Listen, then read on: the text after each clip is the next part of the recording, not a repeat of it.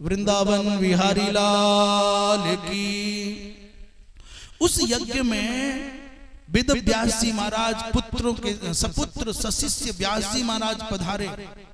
सदस्य के रूप में वेद व्यास हैं, उद्दालक आरुणि हैं, श्वेत केतु हैं, असित देवल, नारद, पर्वत, आत्रेय, बात्स्य, श्रुतश्रवा, मौदगल्य आदि बड़े बड़े विद्वान महापुरुष महात्मा उस यज्ञ में सदस्य के रूप में वर्णित। और चार जो उस यज्ञ के होता चंड भार्गव, उद्गाता वृद्ध कौत्स और ब्रह्मा सार्ंगरव और अध्वर्यु पिंगल हैं।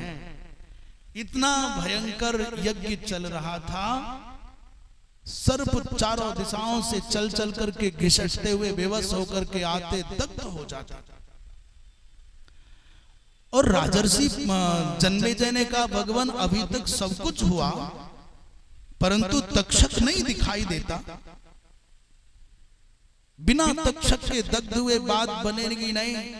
उसी समय बासुकी ने अपनी बहन जरत्कारु से कहा बहन वो समय आ गया है, अपने वंश की रक्षा करने के लिए अपने पुत्र आस्तिक को भेज।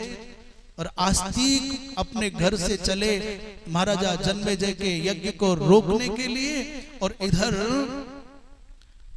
इधर तक्षक नहीं आ रहा। तक्षक ने क्या किया, जैसे सुना कि राजर्षि जन्मेजय यज्ञ कर रहे हैं मेरे विनाश के लिए, तो तक्षक इंद्र की शरण में पहुंच गया।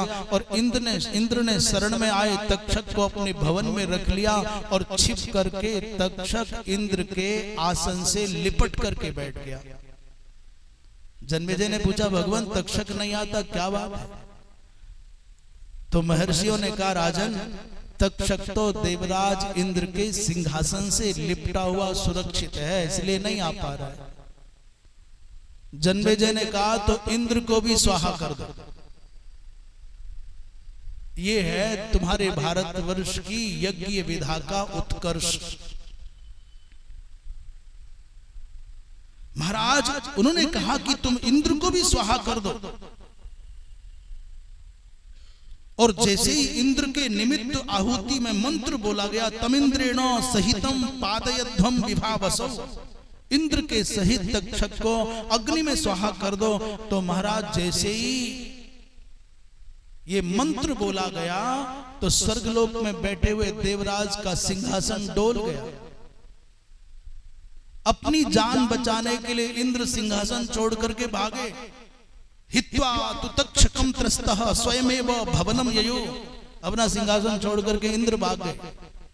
यदि इंद्र सिंहासन नहीं छोड़ते तो तक्षक नाग इंद्र के साथ अग्नि में स्वाहा हो जाता। तक्षक चीत्कार करते हुए ऊपर से गिर रहा है, बड़ी भयंकर भयंकर क्रंदन करते हुए चीत्कार करते हुए गिरता। और तब तक आस्तिक जी महाराज पधार गए।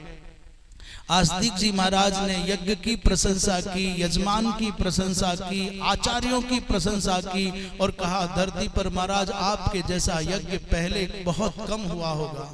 आपके यज्ञ के वर्णित आचार्य होता ऋत्विक के सब बड़े दिव्याति दिव्य हैं।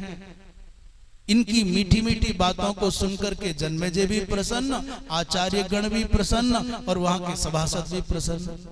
अचानक जन्मेजय ने कहा बहुत सुंदर है, नई अवस्था के हैं, बड़े प्यारे लगते हैं, बड़ा मीठा बोलते हैं। इसलिए जन्मेजय ने कहा भगवान आपका स्वागत है, मांगो क्या मांगते हो। आस्तिक ने कहा भगवान इस हिंसा प्रधान यज्ञ को बंद कर दीजिए, अच्छा नहीं है। यदि आप मुझ पर प्रसन्न हैं तो यज्ञ रोक दीजिए। दैव माया से प्रेरित ऋतुजों के समर्थन से जन्मेजय ने कहा कि महाराज एक पल रुक जाओ, तक्षक को अग्नि में जाने दो, मैं रोक दूंगा। आस्तिक ने कहा नहीं राजन आपने वचन दिया है तो यज्ञ को यही अभी इसी समय रोक दिया जाए। महाराज भाग्य का बलि तक्षक बच गया। सत्रंते बिरमतु एतत् न पतेयुहु इह उर्गाः। राजा अत्यंत प्रसन्न तो नहीं हुए परंतु वचन दिया था इसलिए सर्पशस्त्र को मध्य में रोक दिया गया। यद्यपि चेष्टा बहुत की महाराज स्वर्ण लो, हाथी घोड़ा राज्य जो मांगोगे वो दूंगा, पर एक आहुति लग जाने दो। आस्तिक ने कहा नहीं राजन, मुझे कुछ नहीं चाहिए, पर हिंसा मूलक इस यज्ञ को यही संपन्न कर दो। अब अमृत स्नान हुआ, समुचित दक्षिणा प्रदान की गई, और जब आस्तिक को विदा करने लगे राजर्षि जन्मेजय, तो बड़े बड़े श्रद्धा के भाव से देखते जा रहे हैं, और हाथ जोड़ करके चलते समय कहा, भगवान मैं अति शीघ्र अश्वमेध यज्ञ करूंगा, उस अश्वमेध यज्ञ में आपका मैं वर्ण करना चाहता हूं, आपको मेरे यज्ञ में अवश्य पधारना है। पुनरागमनम कार्यम इति चैनम बचो ब्रवीत, और भविष्य से सदस्यों में बाजिमेधे महाकृतौ, मेरे अश्वमेध यज्ञ में आप सदस्य बनकर के वर्णित अभी से हैं, आप मेरे यज्ञ में अवश्य पधारना। बोलिए वृंदावन बिहारी लाल की।